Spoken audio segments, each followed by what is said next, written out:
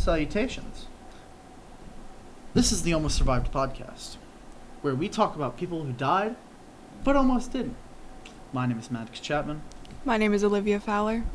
And today we'll be talking about a man by the name of Hisashi Ouchi, who died in a nuclear power plant accident, and he survived for 3 months after the accident. So, the power plant that he died at is called Tokimura, and him and his colleagues were pouring uranium solution into a precipitation tank.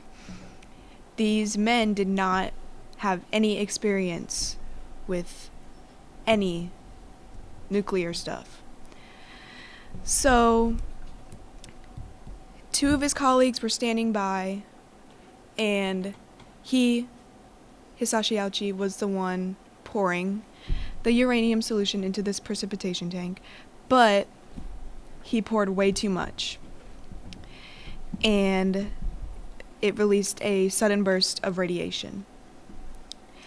When the reaction started, a flash of blue light signaled the disaster, causing a chain reaction that emitted radiation, and it flooded the entire room, and it all happened in a split second. So Hisashi received a dose of 17 sieverts, and the radiation that is considered fatal is about 7 sieverts. So he had 10 over the fatal dosage. One of his colleagues, Masato Shinoharu, received 10 sieverts, and his other colleague, Yutaka Yokokawa, received 3 sieverts.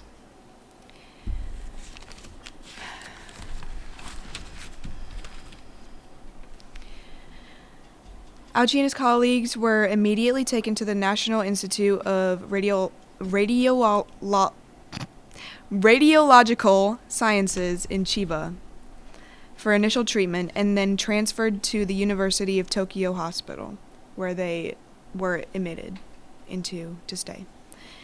And then following the accident, the company that they were at, emergency protocols were activated. Now, let's talk about some of his injuries. Specifically, Ouchi severed several radiation burns on basically his entire body. Obviously, radiation kills cells, destroys it, literally just crushes them. So his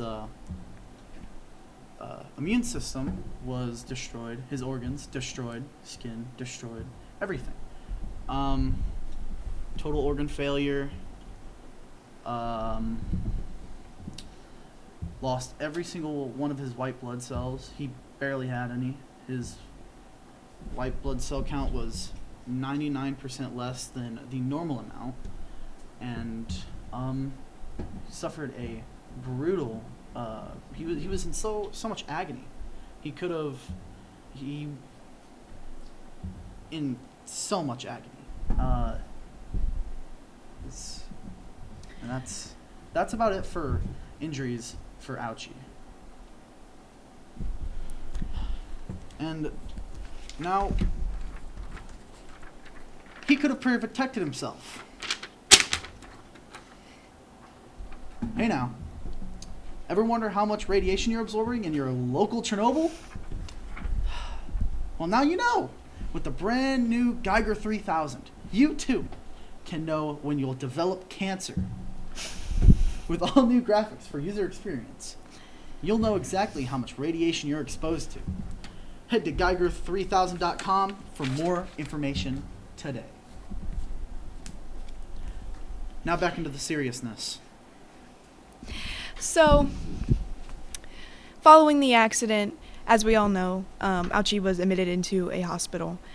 But his symptoms did not start immediately. The most he had immediately were burns everywhere, but they weren't terrible, and his face was swollen. And it was actually a few days into him being in the hospital where symptoms actually started to show, and this man was in complete agony, as Maddox said. But the family of him, he had a wife and a son, they were trying to keep him alive, even though this man was basically begging to die because of how bad he was hurting. And also the hospital was also trying to keep him alive because of testing to see what radiation does to the body.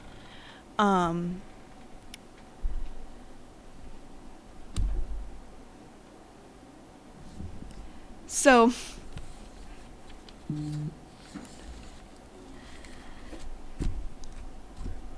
yeah, we can start conversation. Oh, yeah, conversation. Let's... Oh, also, Oh, the boss was the one that told these men to go pour this uranium into a precipitation tank. But I'm pretty sure the boss got imprisoned for the rest of his life for that. And one of the colleagues lived for another year? yeah. Another year, and the other one lived for like 3 more years and then passed away. Shame on you, boss. And shame on you. Shame on the entire radioactive nuclear power plant. Another word from our sponsors. Have you ever been working with radiation? Do you constantly play with it for fun? Well, if so, this product is for you. From the makers of the oven mitt comes a hazmat suit. This suit will allow you to play with all the radiation you want without the consequences. And now for only $18.95, you can have all the fun you want. Okay. Thank you, Hazmat Suit. I appreciate you. Now for conversation. What would you do if you were in that much pain? Obviously beg to die. I mean, listen. You gotta want the will to live. You're not going to live if you're in that situation. You'll probably die maybe a few days after. Even if you get sent to the hospital and they do nothing for you, you're going to die. I got 4 months on me. Chat. I got 4 months. Trust. But, This situation was very preventable. yeah. I mean, the boss sending 3, unexperienced workers to pour uranium into whatever they were pouring it into. I'm not quite... A precipitation tank. Yeah. And the boss just... I mean, the boss basically killed him. Yeah, that's why he got sent to prison. That's such a wild story, man. It's sad. It's genuinely sad because this could have all been prevented, man. The boss could have taken safety measures, even for unexperienced employees, which he shouldn't have been putting into that situation at all. If I'm working at a Burger King per se, and they put me in the deep fryer, that's the boss's fault. I think that's... Honestly, if I were in that situation where my boss told me to go pour uranium into a precipitation tank without any knowledge of how nuclear stuff works, I would tell him to go do it. I mean, because it is his company. He's the boss. He should know how to do everything. And it's just unfortunate, you know what I'm saying? This all took place in 1999, and Hisashi died in 2000. And the power plant has been open after.